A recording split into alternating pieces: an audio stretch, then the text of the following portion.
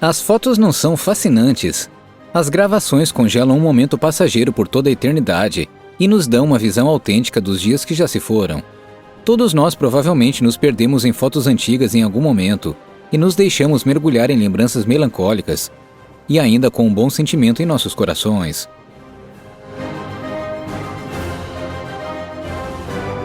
Entretanto, os contextos das 10 fotografias históricas que apresentaremos a vocês no vídeo de hoje não são tão preciosos. Fiquem ligados para os misteriosos casos de pessoas desaparecidas, viajantes misteriosos e presságios de guerra.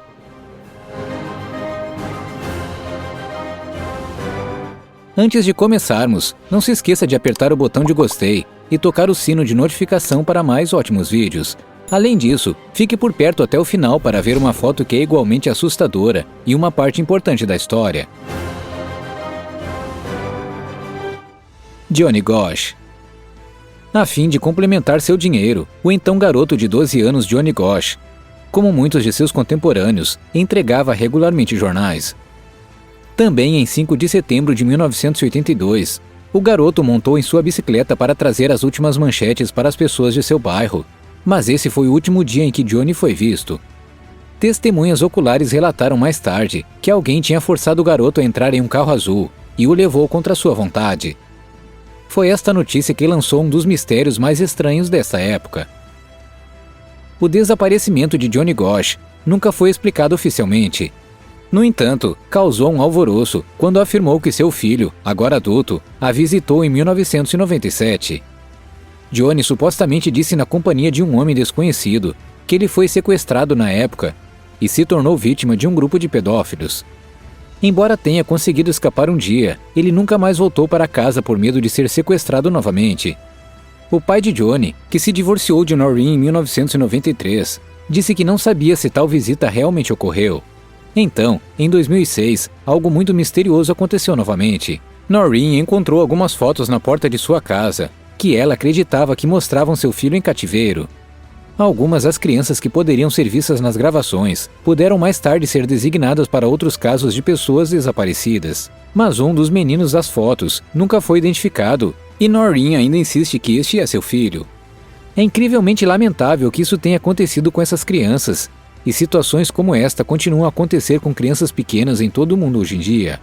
Embora seja emocionante saber que a mãe de Johnny pode ter conseguido um pequeno encerramento, isso não muda o passado nem a dor que Johnny deve ter sofrido por todos esses anos. Essas fotografias foram uma grande ajuda para auxiliar outras famílias a encontrar o encerramento também. No entanto, não apaga os terríveis feitos que foram feitos. Tripulação do Challenger. Quando olhamos os rostos da tripulação do Challenger, vemos 7 indivíduos que mal podem esperar para partir para as gigantescas áreas do espaço sideral, a bordo do ônibus espacial que lhe dá seu nome. Mas tragicamente, tudo ia ser muito diferente. Em 28 de janeiro de 1986, o ônibus espacial deixou o solo e se partiu apenas 73 segundos depois, a uma altitude de 15 quilômetros. Todos os 7 tripulantes pereceram durante a tragédia. A falha de um ou mais anéis de vedação foi determinada como sendo a causa do acidente. Este evento logo entraria para a história como uma das mais dramáticas e catastróficas perdas de vidas humanas já testemunhadas.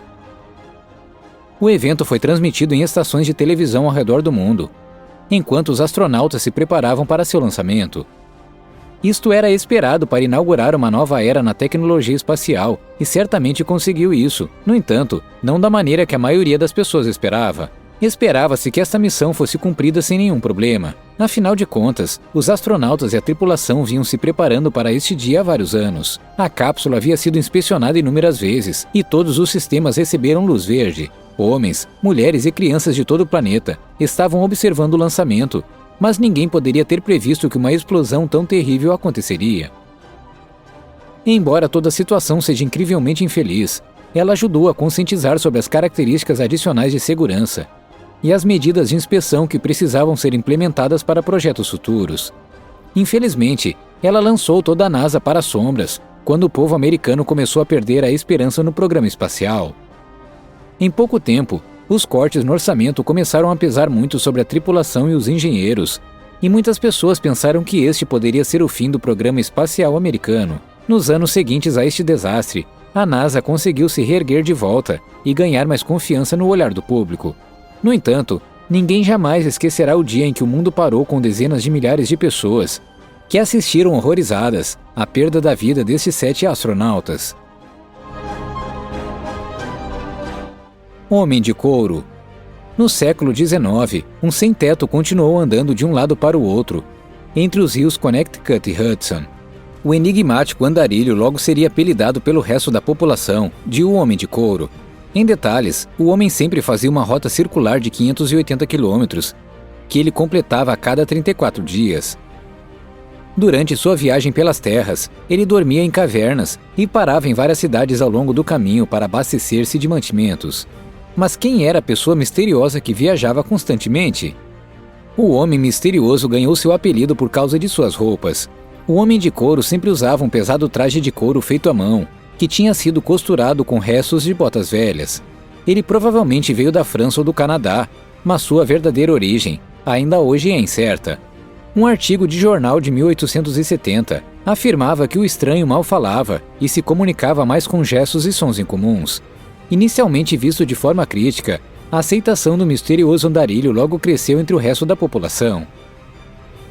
Por exemplo, os residentes de Connecticut sabiam rapidamente quando esperar que o Homem de Couro chegasse e preparavam alguma comida para ele. As instituições do Estado não eram tão solidárias.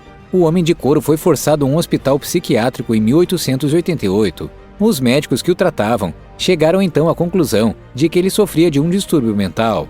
Livre novamente, o homem continuou seu caminho sem se deter. Ele acabou morrendo em uma de suas cavernas por causa de um câncer oral causado pelo seu pesado uso de tabaco.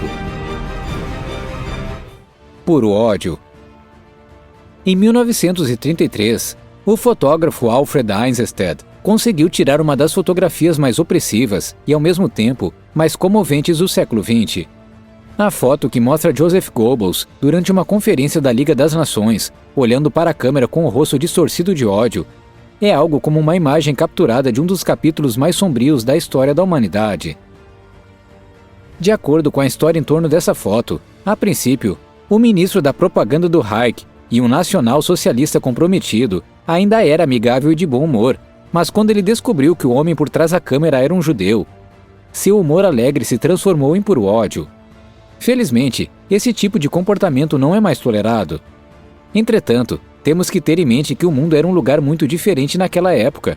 Portanto, ver uma mudança de humor tão dramática não teria sido terrivelmente incomum na época. Esta imagem entrou para a história como uma das fotos históricas mais influentes já tiradas. Ela não apenas mostra uma imagem tirada de um período de tempo drasticamente diferente, mas também mostra um momento na história humana em que a própria moralidade da vida humana estava em um lugar muito diferente. Um lugar mais sombrio, você pode acrescentar. Albina Mali-Hocevar. Nascida na Iugoslávia em 1925, Albina Mali-Hocevar entrou voluntariamente para o Exército da Libertação Nacional aos 16 anos de idade. O objetivo deste movimento de resistência era romper a Wehrmacht invasora, e as habilidades de Albina provaram ser inestimáveis no processo. Primeiro ela foi empregada como mensageira, e depois serviu brevemente na frente de batalha, e finalmente trabalhou como enfermeira. Durante a luta feroz, Albina sofreu múltiplos ferimentos, incluindo cicatrizes graves em seu rosto e a perda de um olho. A foto, que mostra a jovem desfigurada, mas inabalável, logo se tornou um símbolo icônico da resistência nacional. Após o fim da guerra, Albina tornou-se um membro proeminente do governo. Ela morreu em 24 de janeiro de 2001. Hindenburg. Com um comprimento de 245 metros, uma velocidade de até 120 km por hora e numerosos quartos confortáveis, o Hindenburg foi um dos dirigíveis mais avançados e luxuosos de sua época. A principal tarefa do imponente Zeppelin era o serviço transatlântico, com viagens de ida e volta, principalmente entre Frankfurt, Rio de Janeiro e Luckhurst, perto de Nova York. Finalmente, em 6 de maio de 1937, aconteceu a terrível catástrofe que ainda associamos ao Hindenburg, o acidente de Luckhurst. Quando o Zeppelin pousou por volta das 18h25, horário local, um forte incêndio de hidrogênio germinou repentinamente na parte de trás do dirigível, que se espalhou rapidamente e finalmente fez com que todo o Hindenburg explodisse em chamas. Das 97 pessoas que estavam a bordo na época, 35 não sobreviveram ao acidente. As vítimas sucumbiram às suas graves queimaduras ou morreram depois de pular para fora do Hindenburg, em meio ao pânico. Este foi um dos primeiros desastres televisivos do mundo, com um comentarista gritando a infame frase: "Ah, a humanidade! Nos dias que se seguiram a este desastre, o mundo cresceu e aprendeu muito. Entretanto, na época do incidente, ninguém poderia ter imaginado um resultado pior. Tantas vidas foram perdidas sem sentido. Mas felizmente, outro desastre como este nunca mais ocorreria. Pelo menos, não em tal capacidade pública." George Mallory e Andrew Irvine. Em 1924, Andrew Irvine e George Mallory se propuseram a fazer algo que nunca ninguém havia feito antes: conquistar o Monte Everest. Este não era apenas o projeto de dois jovens ambiciosos, mas um projeto de interesse nacional. Foi assim que, na manhã de 8 de junho de 1924, Mallory e Irvine, sob a pressão das expectativas da população britânica, partiram para o cume, mesmo que as condições climáticas não fossem as ideais. Ao meio-dia, os dois se encontraram com outro montanhista e, a partir de então, foram considerados desaparecidos. Até hoje não sabemos se Mallory e Irvine realmente conseguiram alcançar o topo da montanha, de 8.849 metros de altura. Foi somente em 1º de maio de 1999 que o corpo bem conservado de Mallory foi encontrado a 8.150 metros de altitude. Infelizmente, a esperança de recuperar a câmera do montanhista e assim possivelmente resolver o mistério da subida do cume não se concretizou. Até hoje, o corpo de Irvine ainda não foi localizado. Tenzin Norgay e Edmund Hillary ainda são considerados os primeiros alpinistas oficiais do Monte Everest. Voo 123 da Japan Airlines.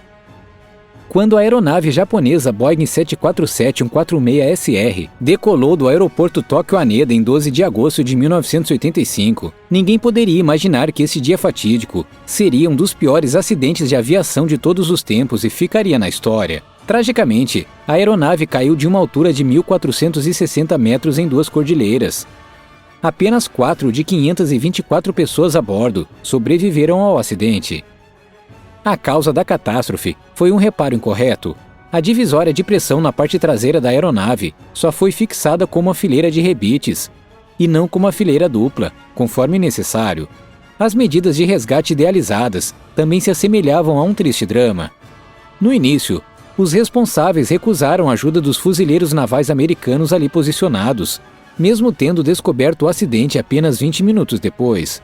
Quando os trabalhadores japoneses do resgate chegaram ao local do acidente à noite, infelizmente não conseguiram localizar nenhum sobrevivente, razão pela qual voaram de volta para suas acomodações e só retornaram na manhã seguinte. Durante estas horas, muitos passageiros que poderiam ser salvos morreram de hipotermia ou de ferimentos. Joseph Avery. É 18 de julho de 1853, quando um homem chamado Joseph Avery está em um passeio de barco no rio Niágara com dois amigos. O problema: todos os três estavam muito bêbados e logo perderam o controle de seu barco. E assim aconteceu, como infelizmente teve que acontecer.